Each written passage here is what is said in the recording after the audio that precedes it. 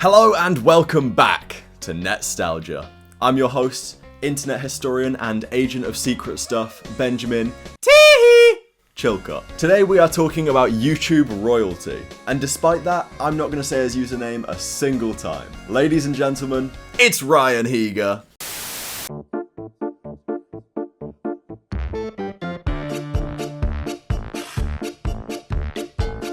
Nostalgia. Did you know that we have the same birthday? Me and Ryan Higa. 6th of June. Oh, I did not know that. Yeah. Why would you, I suppose? Not very nice, to be honest. It would be a bit of a weird one. Ryan started making videos in 2006 with his childhood best mate Sean. They made classics such as The iPod Human and How to Be Ninja, both of which have aged with the grace and decorum of a glorious oak tree. Maybe even be a fag, or even retarded red. These videos blew up early on, although, to be fair, the only people that were posting on YouTube at this point was like Smosh, PewDiePie and Moses. Over time, more of Ryan and Sean's friends became regulars on the channel. In September 2008, he became the most subscribed channel on the platform, which he held for 12 days before being overtaken by the OG Sigma male, Fred. What a man. Love a bit of Fred. You ever watch the Fred movies? I think so. I can't. His dad's John Cena. His actual dad? Or No, is it in the movies. The Fred movie, Fred 2, Night of the Living Fred, and Fred 3, Camp Fred. John Cena returned for all three of them. He overtook Fred again in... Every time I say that in my head I hear, Fred again. He overtook Fred again in August 2009, holding the spot for 675 consecutive days before being overtaken again, this time by Ray William Johnson. Doing your mom, doing your mom. Ryan had a lot of popular series on his channel. There was How to Be Blank, where he could teach you how to be a ninja, a gangster, an emo.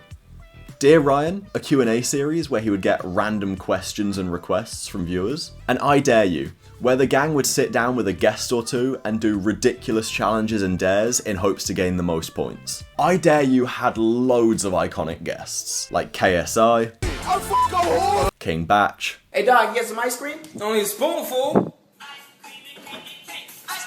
and Rice Gum, who was gonna get his own cutaway, but fuck that guy. Fair.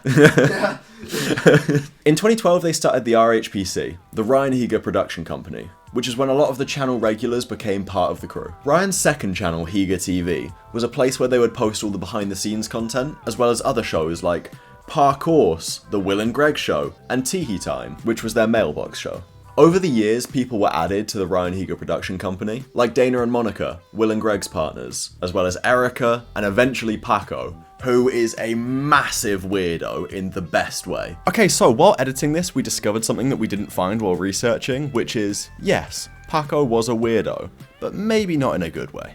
The RHPC worked together to create a short film with Wong Fu Productions called Agents of Secret Stuff, or ASS. It has a lot of cameos and is generally quite silly, so if you have a spare 35 minutes, I do recommend it. Although if you've got a spare 35 minutes, you should be getting your grind on. Get your fucking money up. If you're still asleep, kill yourself.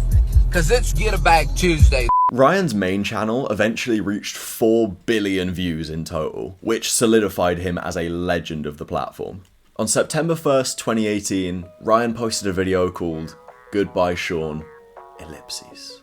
After growing up together and spending 12 years making videos, it was time for Sean to move on and live with his girlfriend, who's now his wife. He's still friends with all the crew and sees them occasionally, but he's a lot more focused on his family now. The last video on this channel, this one here, was posted on the 24th of April 2020. Since then, Ryan's mostly just been streaming on Twitch and posting all the highlights on the Higa TV channel, because like every other YouTuber we've talked about in this series, if he wanted to, he could just retire. Other than that, the rest of the crew seem to just be chilling, staying low-key and doing their own thing. Derek has his own YouTube channel, but he hasn't posted on it for 8 months now. This guy was a staple of my childhood, so it's really cool that I get to make a video about him. If there's any YouTubers from your childhood that you loved, or hated to be fair, and you want to see me cover them, then let me know in the comments down below. Commenting helps the video so much, it's really appreciated. Other than that, remember to subscribe, follow me on Twitch because we're becoming a lot more consistent on there, and I will catch you for the next catch up. Bye!